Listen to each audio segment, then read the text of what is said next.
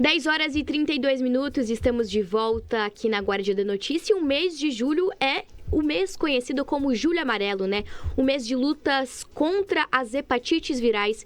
E hoje eu convido aqui aos microfones da Guardia da Notícia o Dr. Antônio Carlos, secretário de Saúde de Diadema. Seja muito bem-vindo, secretário, à Guardia da Notícia. É um prazer recebê-lo para falar sobre esse mês tão especial que é o Julho Amarelo, né? Contra as hepatites virais. Uma iniciativa que busca orientar sobre a importância da testagem rápida para hepatites virais e outras infecções. Seja bem-vindo.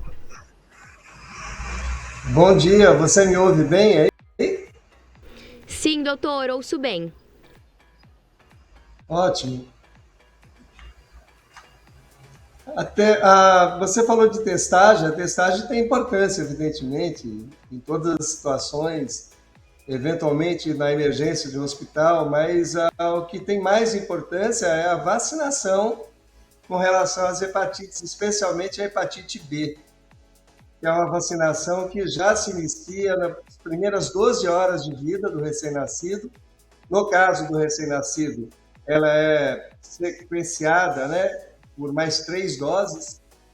O recém-nascido, então, recebe, nas primeiras 12 horas, uma dose monovalente da hepatite B, da vacina da hepatite B, e depois, junto à pentavalente, que é uma vacina que inclui a difteria, tétano, hemófilos e coqueluche. E nessa é incluído também a da hepatite B, e esse bebê recebe aos 2, 4 e 6 meses, no intervalo de 2 meses, o complemento das doses. Já a hepatite B no adulto, que nunca foi vacinado, evidentemente, ou para a criança que não foi vacinada nas primeiras 12 horas, quer dizer, na primeira infância, até os 4 anos, e faltando um dia para completar os 5, ela recebe só 3 doses, porque aí já não existe aquela primeira dose monovalente. Ela recebe 3 doses que estão inclusas na pentavalente, que inclui aquelas outras plães, né? Difteria, hemófilos, coqueluche e tétano. Isso é bastante importante, está no calendário vacinal, deveria ser feita a primeira dose já no recém-nascido, nas primeiras 12 horas, mas quando não é feito, até os 5 anos de idade, ou um dia para fechar esses 5 anos de idade, ela já vai ser feita em 3 doses da vacina pentavalente. Aqui em Diadema, a gente obedece o calendário, que é o calendário oficial, que é o calendário que deve ser feito desde o recém-nascido até a 4ª dose, que vai fechar os 6 meses de idade. Já no adulto e crianças acima de 5 anos de idade, são feitas 3 doses da hepatite B. E aí já não com a pentavalente, no caso mesmo da criança a partir de 5 anos, mas sim com a monovalente, só para hepatite B. Aí vai ser feito no tempo zero, que é a primeira dose, e depois com 30 e 60 dias. Perdão, com 30 dias e 6 meses. É outro esquema de posologia da vacina. Então, se é adulto, ele toma agora, daqui a 30 dias, e em 6 meses faz o último reforço. Hepatite B é uma das principais causas de hepatite que pode se cronificar. Sabemos que, a partir de 6 meses que a pessoa desenvolva essa doença e não seja... o sistema imunológico não resolveu o processo infeccioso, torna-se uma hepatite crônica.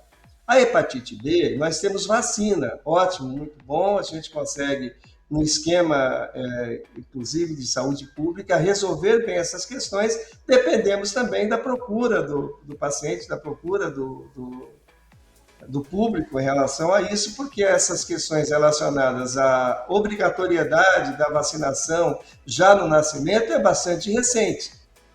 Então, e, provavelmente, secretário, a maior parte...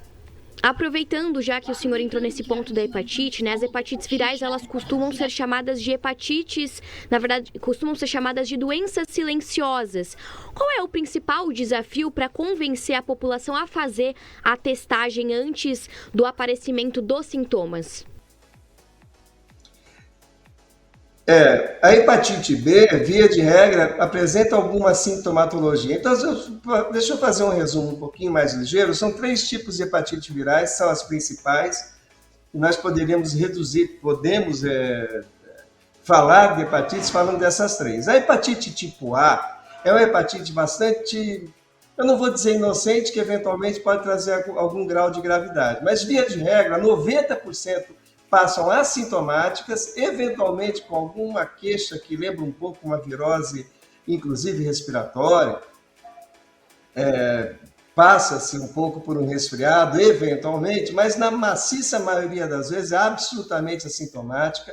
A hepatite A é transmitida principalmente por água contaminada ou líquidos contaminados, né? Você pode, num banho de rio, eventualmente, na água contaminada, que nós chamamos de via fecal oral. Então, as questões sanitárias têm bastante importância. A minha geração, por exemplo, 90% foi contaminado e não sentiu absolutamente nada, evoluiu imunizado com relação a isso, teve uma vacinação natural. Existe a vacina da hepatite A, no SUS também, não para o adulto, mas sim para a criança, na primeira infância, e também existe para ser comprada, para ser prescrita pelo médico, mas assim, não desmerecendo a questão do processo infeccioso pela hepatite A, mas é um processo bastante simples do ponto de vista clínico e raramente com alguma complicação. A hepatite B, por sua vez, não. Ela se cronifica em mais ou menos 5 a 10% das vezes, e 20% desses pacientes que evoluem com a cronificação da doença, ou seja, com a não debelação da doença pelo sistema imunológico, 20% desses pacientes com hepatite crônica B evolui para a cirrose. É um quadro bastante grave, processo cirrótico, que evolui aí com a tal da insuficiência hepática. A hepatite C, por sua vez, é bem mais silenciosa, raramente se apresenta com alguma clínica. No caso da hepatite B, quando se apresenta com clínica, ainda que boa parte seja silenciosa, ela se apresenta com queixas de gastrointestinais, eventualmente com os olhos amarelos, né, a parte branca, a porção branca da esclera amarelada, fezes esbranquiçadas. É um quadro bastante rico, né, mas nem sempre é apresentado assim. Boa parte das vezes, perto de 50%, evolui absolutamente assintomático com sintomas muito leves. É o que você chamou de doença silenciosa. Mas pior que isso é a hepatite C, que além de nós não termos ainda imunização para ela, quer dizer, não existe vacina, ela é, na maior parte das vezes, praticamente entre 90% e 95%, absolutamente assintomática. E 75% desses pacientes que evoluem com hepatite C evoluem para a forma crônica. E perto de 30% desses pacientes com a forma crônica evoluem com cirrose. Doença extremamente grave que, habitualmente, em questão variável de tempo, pode levar à morte. Eu acho que a situação mais importante é o quanto que a saúde pública, ou mesmo a saúde privada, no sentido da proteção com relação às hepatites, o médico assistente, ele procura a sorologia. Evidentemente, ele tem que procurar inicialmente a imunização para hepatite B, especialmente a hepatite B, não é proibido imunizar para hepatite A, mas eu disse que é um quadro mais simples, né? Um quadro que raramente traz alguma gravidade, mas a hepatite B não. A hepatite B nós temos gravidade importante, evolução para doença crônica, evolução para cirrose, e é prevenível, ou você pode fazer com que esse ou essa paciente seja imunizado com a vacina. A hepatite C não. A hepatite C, ela é silenciosa e nós não possuímos ainda um processo de imunização. Isso eu acho que assim é o mais importante. É onde que entra aí a questão da saúde pública. Principalmente na imunização para hepatite B e também na pesquisa para hepatite C. Por quê? Porque os dois processos, mesmo cronificados, existe tratamento curativo que nós não tínhamos até uma década atrás. Na verdade, até 2 décadas atrás. Secretário, quais ações práticas a Secretaria de Saúde preparou para o Julho Amarelo em Diadema e como a população, mais importante de tudo, pode participar das campanhas de testagem, de vacinação e orientação ao longo desse mês? Como que vai funcionar esse cronograma que vocês prepararam? A bem da verdade, o Julho Amarelo são todos os meses nossos aqui em Diadema. Nós temos uma das maiores coberturas vacinais, se não a maior cobertura vacinal do Grande ABC, e uma das maiores do estado.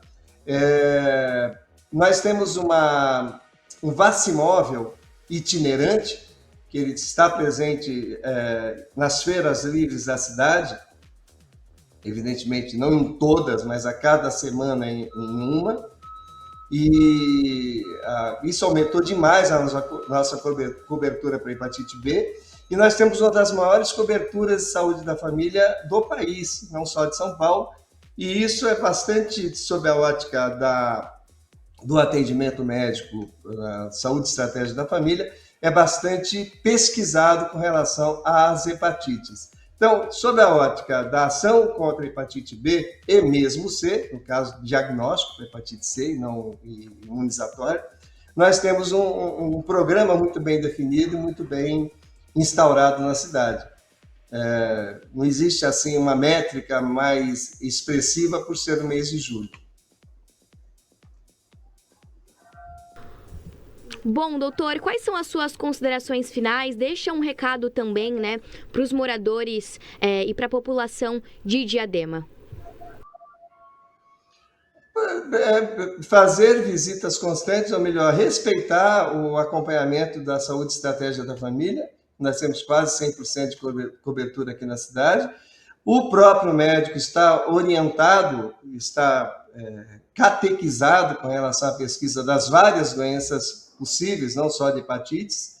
Existe uma métrica que é utilizada por todo o nosso sistema de saúde, que ele frequente, que ele não deixe de ir ao médico periodicamente, que é o que é sustentado, ou melhor, é o que é preconizado no Saúde Estratégica da Família. E não deixar de ser vacinado, evidentemente, de procurar saber se ele está coberto o calendário vacinal dele ou dela, evidentemente. Bom, doutor Antônio Carlos, agradeço muito pela sua participação e por esse convite feito à população de Diadema e os microfones aqui da Guardia da Notícia estarão sempre abertos para o senhor. Muito obrigada. Tá bem, muito obrigado. Foi um prazer participar do programa. Doutor Antônio Carlos, secretário de Saúde de Diadema, falando sobre Julho Amarelo, né?